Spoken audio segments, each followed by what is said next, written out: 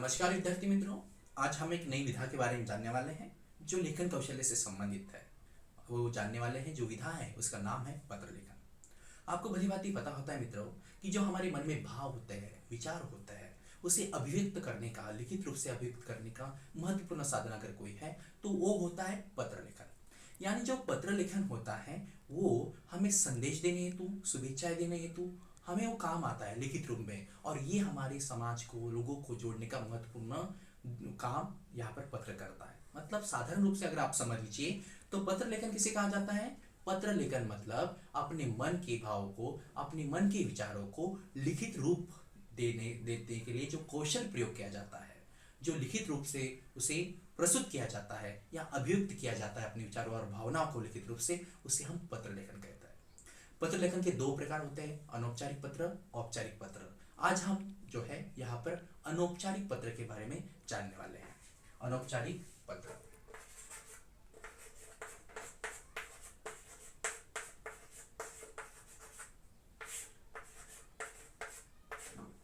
अनौपचारिक पत्र, अनौपचारिक पत्र का अर्थ यह है कि जो पत्र आपके सगे संबंधियों को लिखा जाता है, जो पत्र अपने रिश्तेदारों को लिखा जाता है, जो पत्र अपने मित्रों को लिखा जाता है, यानी जिसके साथ हमारा निजी संबंध है, जिनके साथ हमारे कोई रिश्ता है, जिसके साथ जो हम अनौपचारिक रूप से उनके कोई लगते हैं, ऐसे व्यक्ति को जो पत्र लिखा जाता है उसे अनौपचारिक पत्र कहा जाता है।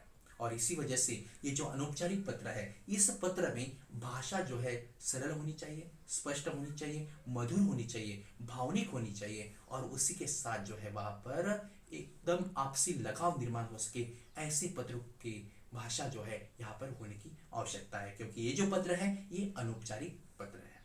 सबसे पहले आपको ये जान लेना है कि अनौपचारिक पत्र, जो पत्र सगे संबंधी, रिश्तेदार और जिसकी हमारी व्यक्तिगत पहचान है, जिसका हमारा निजी संबंध है, जो मित्रों के साथ जो पत्र लिखे जाते हैं, वह सभी जो है पत्र अनौपचारिक पत्र के अंतर्गत आता है। इस पत्रों के माध्यम से हम सुख दुख बांटने का प्रयास करते हैं, शुभेच्छाएं देने का प्रयास करते हैं। इस तरह से जो है हम अपनी भावनाएं अभिव्यक्त करने का प्रयास यहाँ पर इस अनौपचारिक पत्र के माध्यम से करते हैं। अनौपचारिक पत्र का जो प्रारूप है वो प्रारूप सबसे ऊपर होता है शीर्षक, सबसे ऊपर होता है शीर्षक। अनौपचारिक पत्र में जो शीर्षक है, अनौपचारिक पत्र में जो शीर्षक है, इस शीर्षक के अंतर्गत, इस शीर्षक के अंतर्गत क्या क्या आता है? इस शीर्षक के अंतर्गत सबसे ऊपरी भाग में आएगा आपका खुद का नाम और पता। आपका नाम और पता जब यहाँ पर आएगा तो याद रखना है कि बहुत बार जो है परीक्षाओं में, प्रश्न पत्र में आपको कोई नाम और पता दिया हुआ रहता है, उसके आधार पर आपको पत्र लिखने की आवश्यकता होती है।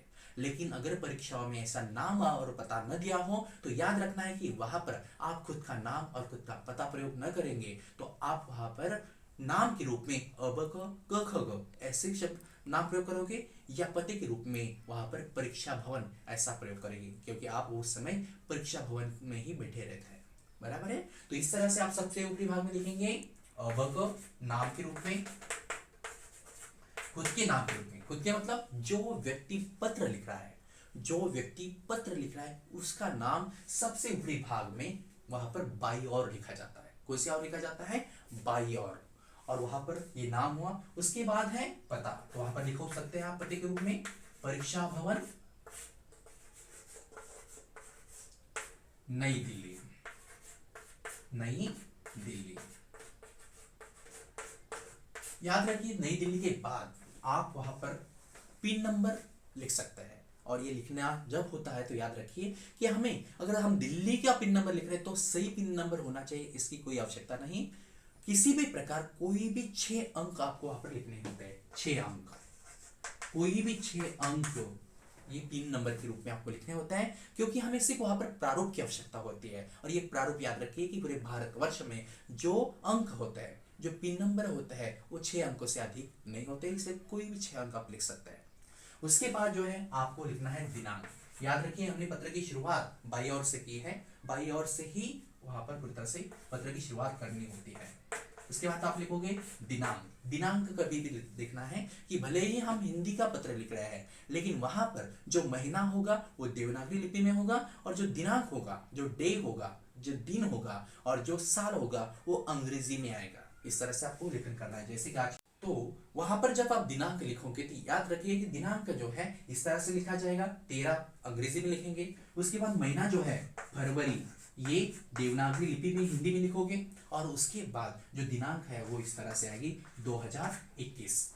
इस तरह से आप जो है यहाँ पर शीर्षक के रूप में पता लिखोगे, शीर्षक के रूप में पता लिखोगे। याद रखिए जैसे ही शीर्षक खत्म होता है तो आगे जब बढ़ते हैं हम, तो ये जो यहाँ पर भाग है अनौपचारिक पत्र में वो होता है संबोधन। संबोधन जैसे कि प्रिय, जैसे कि हम लिख सकते हैं प्रिय, ये संबोधन होता है। संबोधन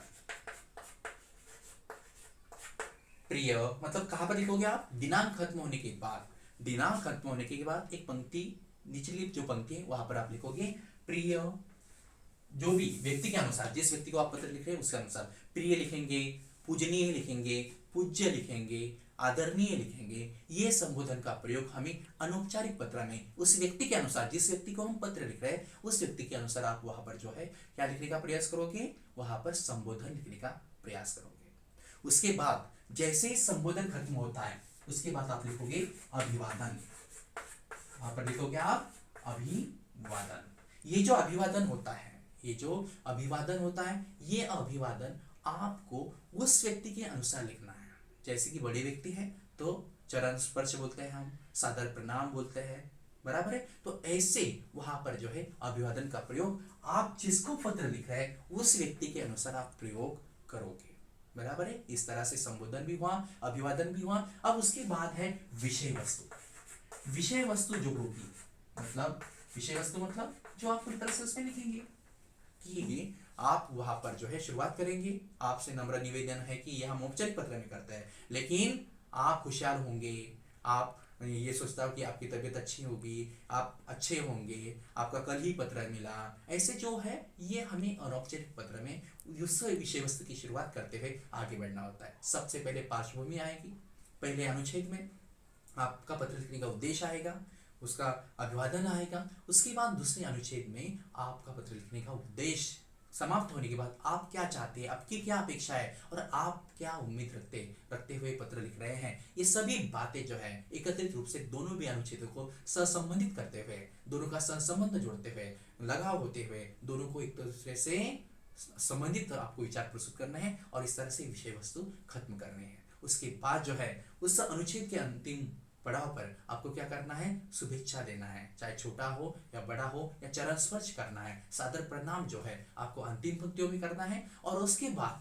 वहां पर जो समाप्ति होगी या जो अंत होगा, वाक्य की जो समाप्ति होगी, यानी पर जो पत्र है, पत्र की जो समाप्ति होगी या अंत वहां पर किया जाएगा, तो उस समय आपको याद रखना है कि वहां पर समाप्ति और अंत करते समय इतना ख्याल रखना है कि आप वहां पर क्या करोगे? आप वहां पर उस व्यक्ति के अनुसार वहां पर जो है स्व निर्देश लिखेंगे। स्व निर्देश के रूप में आप ऐसा लिख सकते, तुम्हारा मित्र, आपका भाई, बराबर है। इस तरह से जो है आप उस व्यक्ति के अनुसार जो है संबोधन प्रयोग कर देंगे। वैसे ही आप उस व्यक्ति के अनुसार जो है यहाँ पर स्व निर्देश भी प्रयोग करोगे। स्व निर्देश प्रयोग करने के बाद आपका नाम नीचे आना चाहिए। तो नाम के रूप में जो आपने ऊपरी भाग में नाम दिया है, आपके नाम के रूप में जो ऊपरी भाग में आपने नाम दिया है अब क, वही नाम प्रयोग करेंगे। अगर परीक्षा में आपको नाम और पता दिया है तो वही नाम आप नीचे भी प्रयोग करोगे। और इस तरह से ये जो है अनौपचारिक पत्र हल करने का आपको प्रयास करना है। अनौपचारिक पत्र कैसे हल करोगे आप? याद रखना है सबसे ऊपरी भाग में जो व्यक्ति पत्र लिख रहा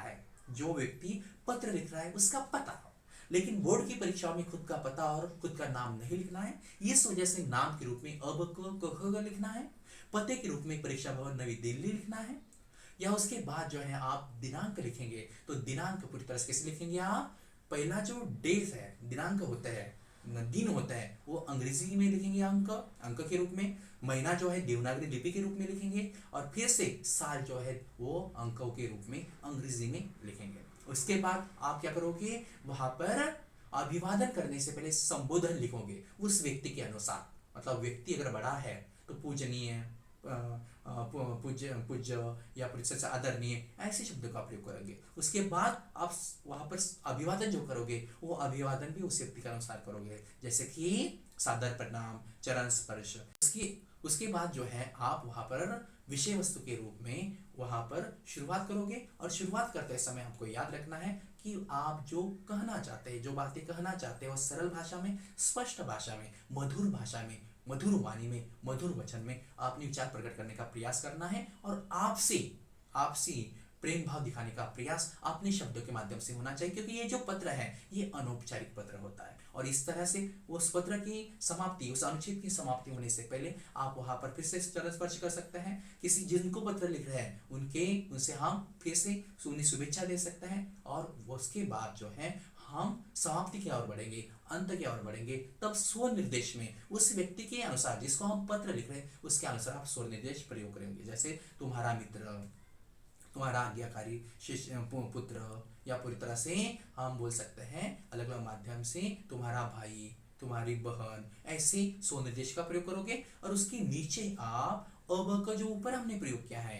जो क ख का हमने ऊपर खुद के नाम के रूप में प्रयोग किया है, वही नाम नीचे लिखोगे। इस तरह से आपको अनौपचारिक पत्र जो है मधुर और अच्छी सरल भाषा में लिखने का प्रयास करता है, मानक भाषा में प्रयोग करना है, स्पष्ट और शुद्ध भाषा में, साहित्यिक भाषा में लिखने का प्रयास करना है, साहित्यिक शब्दों का वहां पर प्रयोग करना है। इस तरह से आपको अनौपचारिक पत्र का लेखन करना है। धन्यवाद।